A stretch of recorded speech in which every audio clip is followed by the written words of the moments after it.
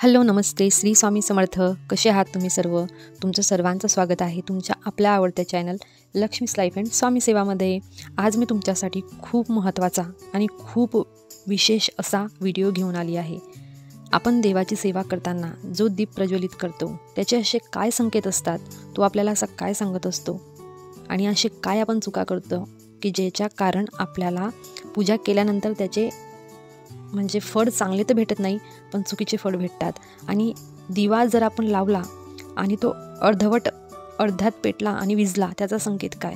त्यानंतर दिव्यामध्ये वातही आहे आणि तूपही आहे तरी दिवा विझतो, त्याचे संकेत काय?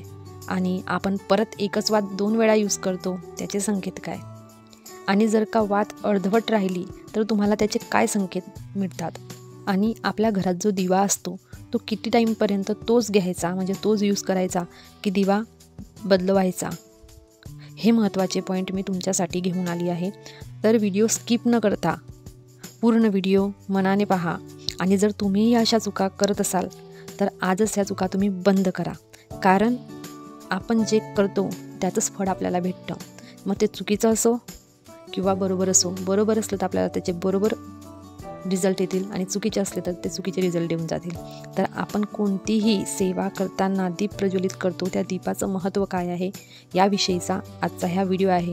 तर कुठेही स्किप न करता पूर्ण व्यवस्थित व्हिडिओ पहा.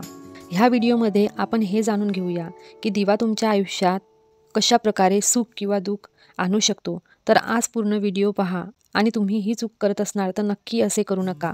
पूर्ण माहितीसाठी पूर्ण व्हिडिओ पहा.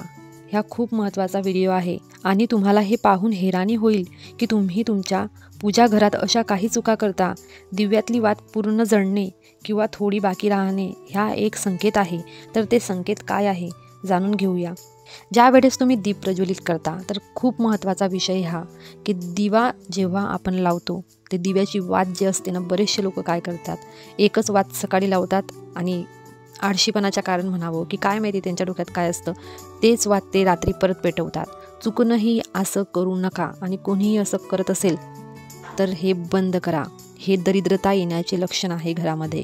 जर तुम्ही सकाळी दिवा लावला आणि तेच वात तुम्ही रात्री म्हणजे संध्याकाळी जेव्हा दिवाबत्ती करतात तेव्हा यूज केली तर असे केल्याने तुम्हाला याचे खूप दुष्परिणाम भोगावे लागतील आणि तुमच्या घरामध्ये दरिद्रता येईल. त्यानंतर जेव्हा तुम्ही सकाळी दीप प्रज्वलित करता आणि तुम्हाला संध्याकाळच्या वेळेस दीप प्रज्वलित करायचा आहे, त्याच्यामध्ये जी वात असते ती वात काढून फेकायची नाही, एका साईडला ठेवायचं. त्या वातेचं काय करायचं ते सुद्धा मी तुम्हाला सांगेल. त्यानंतर दिव्यामध्ये त्या वातेची जी रक्षा जळलेलं ते कार्पेट सर्व पडलेलं असतं ना, काळं ते काढून टाकायचं. व्यवस्थित दिवा तिथलच्या तिथे थोडा साफ करायचा. मग त्याच्यामध्ये स्वच्छ केल्यानंतर त्याच्यामध्ये दीप प्रज्वलित करायचा. आणि दुसऱ्या दिवशी यूज करताना दीप स्वच्छ पाण्याने धुवून, देवाला स्वच्छता खूप प्रिय असते. चुकूनही तुम्ही असं करायचं नाही की आज जो दिवा घेतला तो तसा तसा दुसऱ्या दिवशी पेटवला. हे सर्वात मोठी चूक आहे. अशी चूक कधीच करू नका. आणि करत असणार तर आजच त्याच्यामध्ये तुम्ही सुधार आणा. नाहीतर तुमच्या घरामध्ये दरिद्रताचा वास होईल, तुमच्या घरामध्ये पैसा टिकणार नाही, तुमच्या घरामध्ये बरकत राहणार नाही.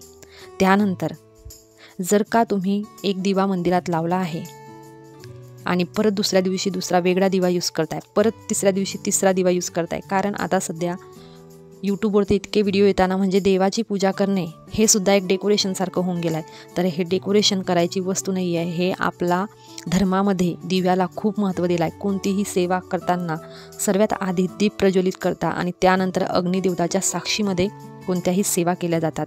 तर कधीच ही चूक करू नका. तुम्ही जो दिवा तुमच्या देवघरामध्ये पेटवताय तोच दिवा तुम्ही 10 किंवा 12 वर्षापर्यंत वापरा. जोपर्यंत तो खंडित होत नाही, जोपर्यंत तो तुटत नाही किंवा जोपर्यंत त्याला काही म्हणजे एखाद्या वेळेस त्याचे तुटणे किंवा खराब होणे किंवा त्याच्यामधून एकदम तेल गळतं असं काही जोपर्यंत होत नाही तोपर्यंत तो दिवा बदलवायचा नाही. याचं कारण काय? तर याचं कारण हे की एकच दिवा जर का आपण वापरला तर तो दिवा सिद्ध होतो. देवाजवळ दीप प्रज्वलित केल्याने तेवढा टाईम दिव्यावरती देवताचा वास असतो, देवताची साक्षी असते. आणि एकच दीप जर का आपण प्रज्वलित केला तर तो दीप सिद्ध होतो. आणि सिद्ध झाल्यानंतर त्याचे उपाय काय? एखाद्या वेळेस तुमच्या घरामध्ये कोणी व्यक्ती बिमार आहे, दवाई घेऊनसुद्धा त्याचा ताव किंवा जो काही त्रास आहे तो चांगला होत नाही आहे, तर तुम्ही फक्त एकच करा. पाण्याच्या ग्लासामध्ये तुमचा ह्या दीप जो आहे तुम्ही देवापुढे प्रज्वलित करता तो स्वच्छ धुवून त्या ग्लासामध्ये टाकून ठेवा आणि ते पाणी ज्यांची तब्येत खराब आहे त्यांना प्यायला द्या.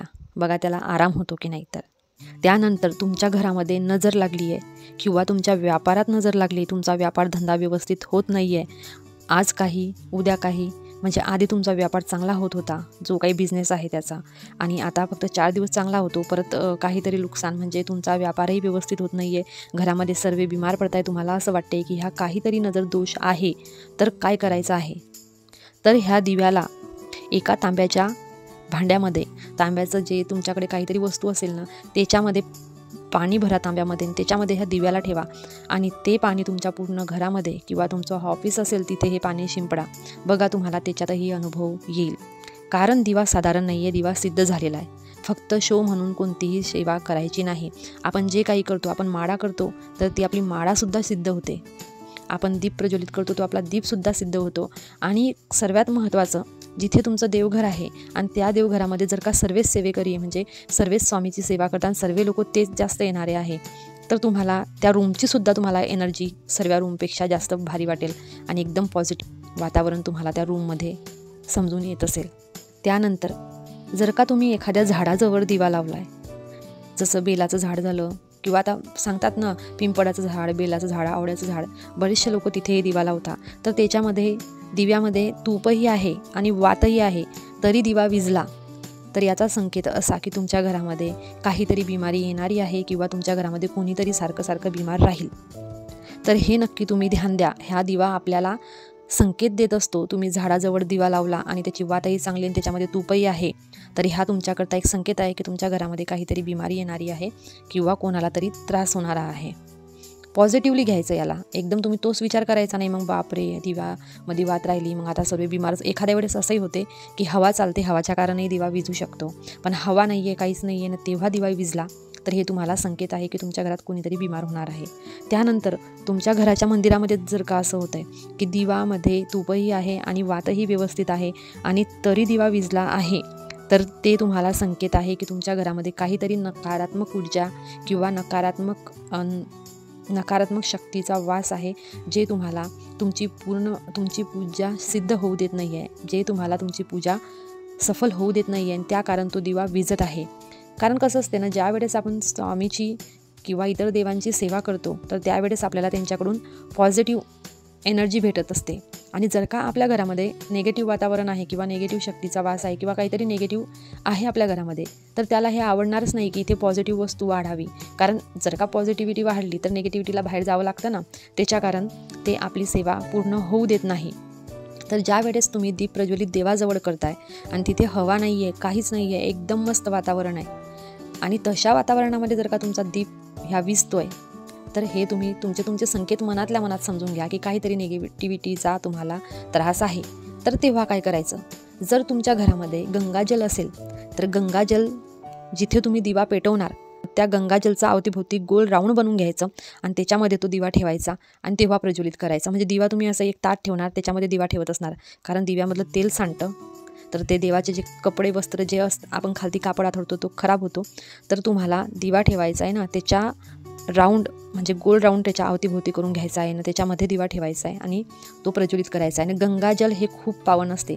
जिथे गंगाजल असते तिथे निगेटिव्ह शक्तीचा वास येऊ शकत नाही, म्हणजे तो दिवा विझणारच नाही. म्हणजे हे संकेत तुम्ही लक्षात ठेवा जर का दीप विझत असला तर.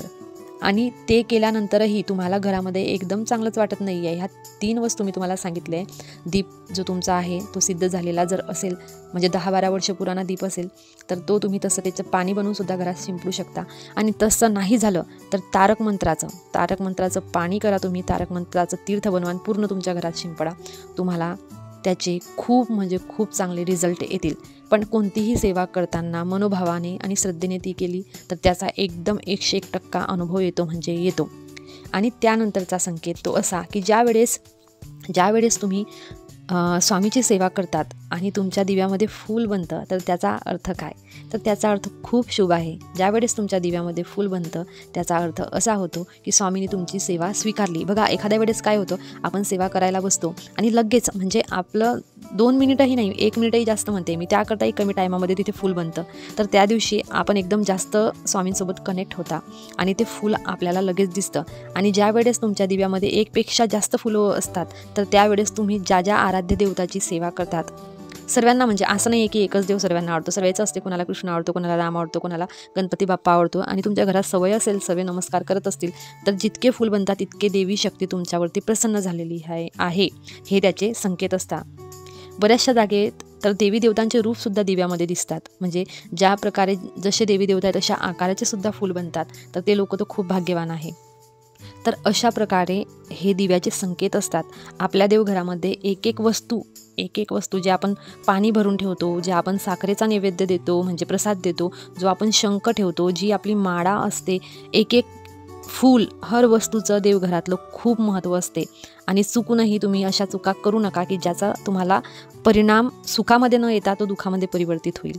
तर कोणताही नियम व्यवस्थित पाळा, सेवा साधी सरळ करा, छोटीशी करा, पण एकदम व्यवस्थित करा. आणि हे जे संकेत मी तुम्हाला सांगितले आहे त्यापैकी तुम्हाला काहीही असं होत असेल तर त्याच्यामध्येच त्याचे उपाय सांगितले आहे, ते नक्की तुम्ही करा.